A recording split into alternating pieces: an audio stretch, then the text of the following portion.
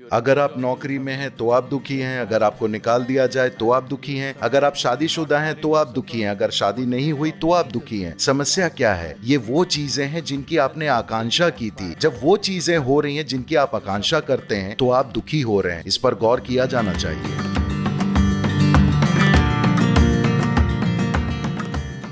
जब हम ऐसे मुश्किल रिश्तों का सामना करते हैं जहां दूसरे व्यक्ति को नज़रअंदाज नहीं किया जा सकता, चाहे वह बॉस हो या आपकी पत्नी, कई बार मैं कंट्रोल खो देता हूं और ऐसा लगता है कि पूरा माहौल मेरे खिलाफ साजिश कर रहा है। क्या मैं स्थिति से खुद ही निपट सकता हूं? क्या किसी और को दोष देना ठीक है? आपके हिसाब से जीवन में सकारात्मकता वापस लाने का क्या तरीका है? देखिए, इसकी सबसे अच्छी बात यह है कि आप उनमें से केवल एक का सामना करते हैं, या तो बॉस या पत्नी। कभी भी दोनों एक साथ नहीं होते। तो आप इधर उधर जा सकते हैं। सेना से जुड़े होने के कारण आप कुछ समय के लिए पत्नी से बच सकते हैं और कुछ समय के लिए बॉस से बच सकते हैं। दूसरी नौकरियों में उन्हें हर दिन दोनों का सामना करना पड़ता है। माफ कीजिए, मैं यूं ही मजाक कर रहा हूं।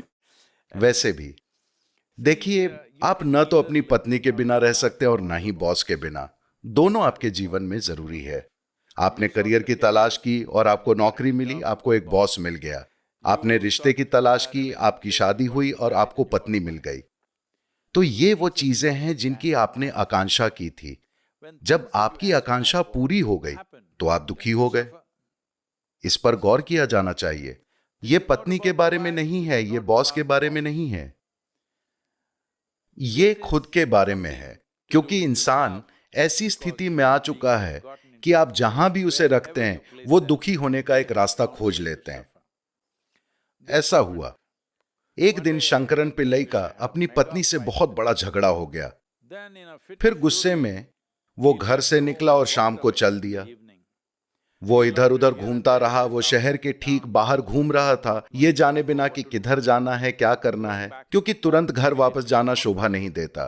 फिर उसने देखा एक साधु, एक सन्यासी बैठा हुआ था। शाम या रात के लिए पेड़ के नीचे बैठ रहा था।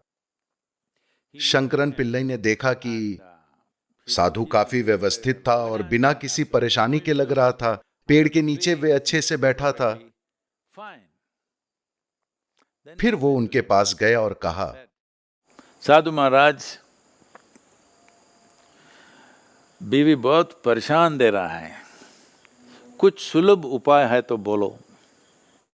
साधु ने उसे ऐसे देखा, बेवकूफ, सुलभ उपाय है तो मैं क्यों साधु बन के यहां बैठ रहा हूं।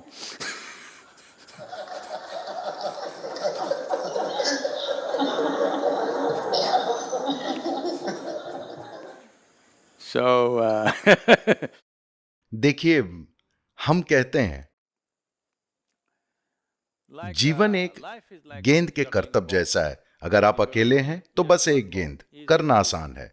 आप दो हों तो दो गेंदें, थोड़ा ज्यादा मुश्किल, ज्यादा ध्यान देने की जरूरत होगी। फिर आप चार हो गए, आपके पास करतब करने के लिए चार गेंदें हैं। अगर आपके पास एक भारतीय सेना हो तो आपके पास करतब करने के लिए 10,000 गेंदें होंगी। तो आप कितनी गेंदों को खुशी से घुमा सकते हैं, आपको उतनी ही गेंद उठानी चाहिए। अगर आप खुद को समर्थ बनाए बिना अपनी गतिविधि को बढ़ाना चाहेंगे तो आपका काम ही आपको दुख देगा। तो लोग एक देश की एक अंतरराष्ट्रीय कंपनी के एक बड़े कार्यकारी, एक ग्लोबल सीईओ कुछ समय पहले मेरे पास आए और एक गहरी संकट की स्थिति में मुझसे कहा, सद्गुरु, मैं इसे नहीं झेल सकता, वो मुझ पर इतना दबाव डाल रहे हैं। मैंने उनकी तरफ देखा और कहा, ठीक है, मेरी कामना है कि आपको निकाल दिया जाए। उन्होंने कहा, नहीं नहीं सद्गुरु, आप क्या कह रहे हैं। मैंने कहा, अरे आप अपनी नौकरी को इतना झेल रहे हैं, मुझे यकीन है कि कई लोग आपकी जैसी नौकरी पाना चाहते हैं। अगर आपको नौकरी से निकाल दिया जाए तो आप खुशी से समुद्र तट पे घूम सकते हैं। नहीं नहीं सद्गुरु, मेरे साथ ऐसा मत करिए। अगर आप नौकरी में हैं तो आप दुखी हैं, अगर आपको निकाल दिया जाए तो आप दुखी हैं, अगर आप शादीशुदा हैं तो आप दुखी हैं, अगर शादी नहीं हुई तो आप दुखी हैं।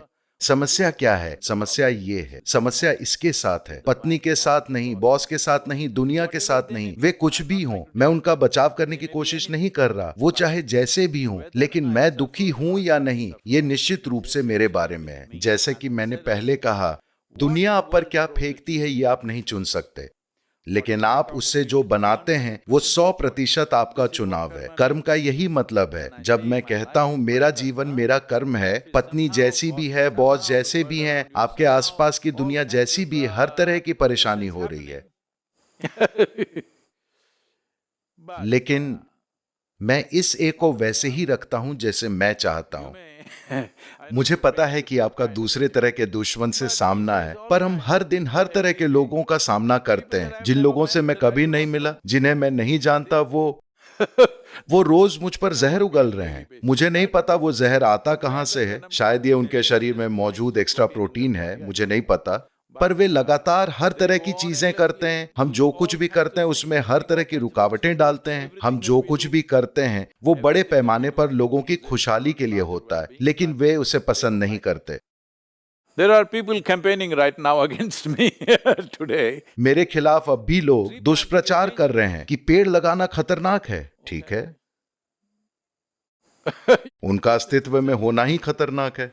तो लोग आपके साथ क्या करते हैं, दुनिया आपके साथ क्या करती है, वो ऐसा ही होता है। आप अपने लिए क्या करना चाहते हैं ये आपके हाथ में, ये आपका कर्म है।